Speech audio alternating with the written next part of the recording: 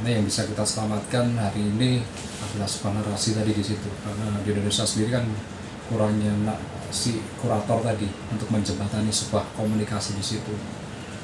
Maka kemudian dengan adanya media-media saat ini untuk sebagai bahkan pelengkap untuk menyalurkan sebuah gagasan, ide, dan tukar pendapat dan apapun itu. Karena semua itu sekarang sudah, kalau bisa kita lihat masyarakat kita itu semua sudah pakai media sosial. Tapi yang bagus dari narasi tadi terkait masalah komposisi wayang dan bagaimana filosofi dan bagaimana kemudian tercetusnya sebuah pengkaryaan itu tidak terlepas dari panggilan jiwa menurut saya tadi di situ. Dan yang menarik dari kulasan dari cerita ini adalah sebuah semangat yang tidak dimiliki untuk generasi hari ini, yang menurut saya sudah tumbang atau kebanyakan mereka sudah kehilangan arah untuk ke titik mendalami sebuah pengkaryaan itu. Akhirnya karya itu hanya cuma sebatas ya berkarya aja gitu, tidak sampai menyentuh sebuah akar kedalaman seperti itu sih menurut saya gitu. Makanya dengan adanya media sosial atau adanya tempat platform seperti gini, dunia kesenian rupa atau dunia pertunjukan itu lebih mengapresiasi ya, dan lebih paham terkait konteks masalah kebudayaan yang diwariskan leluhur kita itu. Terus gini Pak Bandi gitu. Sekarang kita masuk di komunikasi terkait media sosial ya. Anak muda yang sekarang itu sudah beralih fungsi ke AI. Itu gimana menurut Pak Bandi sendiri menyikapi kondisi hari ini? Jangan kemudian nanti menyalahkan sebuah universitas ya, sebuah akademis. Ngapain sekolah tinggi-tinggi kalau hanya cuma menyita ijazah gitu? Iya kan, hanya cuma menyita ijazah aja. Mending saya nggak sekolah tinggi-tinggi, banyak platform yang saya pelajari. Menurut saya dilema gitu Pak. Kita ngobrol masalah AI tadi di situ. Nah, mungkin Pak Bandi akan lebih tajam untuk meng-create atau mengasih informasi itu ke generasi ya. Monggo Pak Bandi. Menurut saya AI boleh digunakan untuk sebagian dari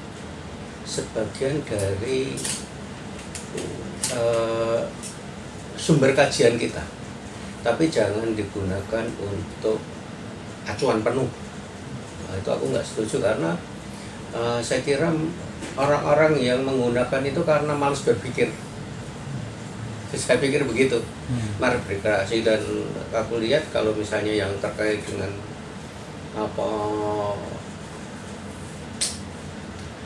tradisi kejawaan itu sulit juga menemukan di AI. Ya, lebih banyak, sebab saya pernah coba ChatGPT itu, saya tanyakan tanggal lahir itu apa, itu dia jawabnya tanggal lahir tanggal sekian itu adalah buku susah. Wah, aku tanya lagi, terus karakternya bagaimana, dia jawabnya malah buku manis. Ya, jadi mungkin untuk hal-hal yang sifatnya umum, misalnya masalah ekonomi, masalah apa yang mungkin data di situ mungkin lengkap ya.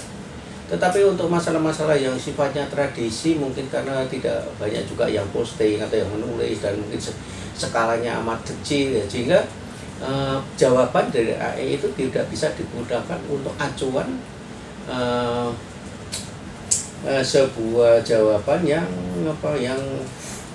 valid, yang akurat untuk yang terkait dengan nilai-nilai tradisi. Sebab yang saya tanyakan adalah buku anak saya, dan buku anak saya adalah bukunya wayang. Wah, maka kan bertentangan sekali itu ya. Ini yang saya khawatir untuk kalau mereka terlalu mendewakan AI. Benar sih. Gitu. Karena ya memang hangeli ning banyu, kalau filsafat lama ya, ning aja melu keli ternyata benar ya. apapun itu ya aja melu ember. Seperti gitu Pak ya. Kebetulan aku kan gitu punya apa acuannya yang apa namanya yang manual, sehingga apa ternyata jawaban-jawaban itu juga tidak memuaskan utuh saya, dan ini saya sampaikan ketika saya pameran tunggal di sebuah hotel di Jogja gitu. Saya pameran penanggalan Jawa itu saya sampaikan, sampai di situ juga mereka saya, oh ya berarti apa ya, berarti audien waktu itu juga merasa, oh berarti kita harus apa ya, harus menggali yang apa yang di luar dengan isi dari kecerdasan buatan itu. Itu jadi ya kalau misalnya kalau tertarik dengan apa hal-hal yang apa sifatnya tradisi, mau kajian dan lain-lain, ya saya harapkan mesti harus hati-hati benar. Karena data yang yang diambil oleh AS sendiri mungkin juga terbatas. Tapi ada perbedaan juga sih Pak, artinya ya. Kembali lagi bahwa kalau kita hidup di zaman dulu ya, artinya di teman-teman yang penggila, bukan penggila menurut saya, yang mereka konsisten di dunia seni rupa ya. Kalau dulu tuh ada istilah nyantrik Pak ya. Yang mungkin hari ini anak-anak tidak tahu apa sih makna nyantrik seperti itu. Jadi gini, nyantrik itu bisa dilogikakan sebelum kita menimba itu kadang-kadang kita sowan. Santri bener tak Pak ya? Jadi kita sowan ke tempatnya si maestro tadi, kita belajar di situ apapun itu, ya kan? Itu sampai berbulan-bulan. Jadi mendharmakan diri dia itu dengan terpaan itu di tempatnya si suhunya itu, si empunya itu. Nah, yang hari ini sudah mulai hilang Pak itu, artinya seperti fenomena nyantri itu. Padahal menurut saya nyantri itu sebuah metode yang bagus karena tidak didapatkan di akademis gitu Pak. Sekarang kan sudah mulai pudar nih Pak, budaya nyantri itu. Nah, mungkin Pak Bandi sendiri bisa menambahi yang terkait masalah apa kesenimanan dulu terkait masalah nyantri itu berapa penting dan tidaknya itu untuk Pak Bandi. Lah itulah jadi yang membuat kadang-kadang saya juga merasa geram juga. Begini, kalau zaman dulu namanya nyantri itu selain sowan dulu, tanya dulu kapan mulai, biasanya kalau di daerah di sini atau orang-orang di sini zaman dulu ya nyari dino sing apik. Nah, sinau ki golek dino sing apik, cari hari yang bagus untuk datang ke tempat situ, dan di tempat nyantri itu mereka itu hidup selain belajar juga sebagai pelayan, melayani segala kebutuhan yang misalnya kalau zaman dulu karena belum ada pompa air ya, atau belum ada apa PDAM, bagaimana seorang cantrik itu pagi mulai mengambil air, mengisi apa gentong itu loh, ngisi apa namanya, isi wadah-wadah air itu. Terus mereka pagi nyapu. Kalau waktunya ada pertanian, mereka ikut bertani. Ya, terus ketika mereka apa hampir ada semua pekerjaan, ketika itu merupakan pekerjaan dalam apa sebuah sanggar seni itu ya mereka ikut gitu. Sampai mereka itu zaman dulu itu ada batas, jadi 3 tahun itu nyantri itu 3 tahun. Nah, kalau sudah dia bisa itu baru pulang, nanti oleh gurunya diberi modal, mereka yang nyungging dikasih kuas dan cat, mereka yang menata wayang itu ya dikasih apa alatnya, ada landasannya, ada tatahan, ada penindih, ada pemukulnya gitu, dan 1 lembar kulit untuk modal dia hidup gitu. Nah sekarang itu tidak. Ini yang kadang-kadang saya membuat jengkel juga. Sekarang itu orang yang datang tahu-tahu kepinginnya itu langsung mendapat ilmu yang instan. Pokoknya saya apa datang terus kepingin belajar, terus apa kadang-kadang dia perjanjiannya nanti Pak saya bayarnya berapa, tapi mereka juga tidak bayar, sekian kali latihan terus berhenti padahal sudah bikin perjanjian misalnya. Terus di sini juga nggak ngapa-ngapain, semua sudah disiapin gitu, semua siapin. Terus mereka juga hanya belajar paling-paling lama 3 bulan, merasa sudah bisa pergi lari. Nah gitu, itu perbedaannya. Sehingga naluri hati untuk balas budi, ya, itu naluri hati untuk balas budi kepada gurunya itu hampir tidak ada sekarang. Yang ada adalah kepentingan dirinya sendiri. Kalau sudah dapat ilmunya ya sudah, merasa dia sudah cukup ya sudah.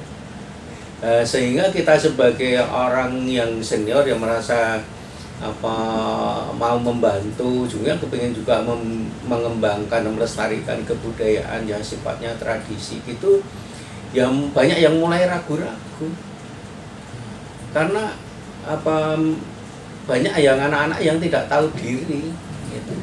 Ini yang kadang-kadang tidak tahu sekarang, atau mungkin mungkin karena memang zamannya gitu. Zamannya sekarang kan serba mencuri, kalau bisa ilmu itu dari orang lain dicuri aja gitu. Tidak kalau zaman dulu seorang filsuf mesti bagaimana saya bisa mematahkan atau mempunyai pengetahuan baru dari yang ditemukan oleh filsuf yang lama gitu. Tapi sekarang namanya di seni kerajinan ini enggak itu. Jadi kalau aku bisa nonton terus kita nyuri, kita tanya-tanya gitu, terus mereka merekam, terus kadang-kadang memaksa untuk minta sampai yang detail-detail gitu, terus dia ya lari saja. Inilah yang berbeda sekali dengan zaman dulu, pencantrian itu dengan kondisi yang saat ini, yang nampaknya hal-hal yang sudah mulai serba instan itu mempengaruhi pola pikir anak-anak sekarang. Transisi ya, sudah masuk di transisi ya Pak ya. Iya. Luar biasa ini. Sebenarnya kalau kita kaji lagi, kita ngobrol itu masih durasinya kan banyak lagi. Dan mungkin dari teman-teman sendiri yang di luar kota atau misalnya pas di luar negeri, nanti kalau misalnya pas ada di Jogja itu nanti keterangannya ada di lokasi Desa Ser itu, di mana tempatnya Pak Subandi. Tapi kalau teman-teman yang teman seni rupa khususnya di Jogja atau yang mereka pencinta wayang itu mungkin tidak asing lagi dengan nama Pak Subandi. Jadi terima kasih banyak Pak atas waktunya. Kalau kita ngomong diskusi mungkin durasinya akan banyak ya. Iya. Karena patutnya juga patut ini sebenarnya bukan patutnya masih patut songo berarti. Mungkin lain kali. Oke. Diskusi menarik, banyak pengetahuan, banyak ilmu dan sebagainya itu. Karena ajang seperti inilah sebetulnya pengetahuan bisa masuk gitu. Karena tidak didapatkan di akademis. Jadi saya harapkan dari teman-teman sendiri yang generasi muda ini back to analog gitu.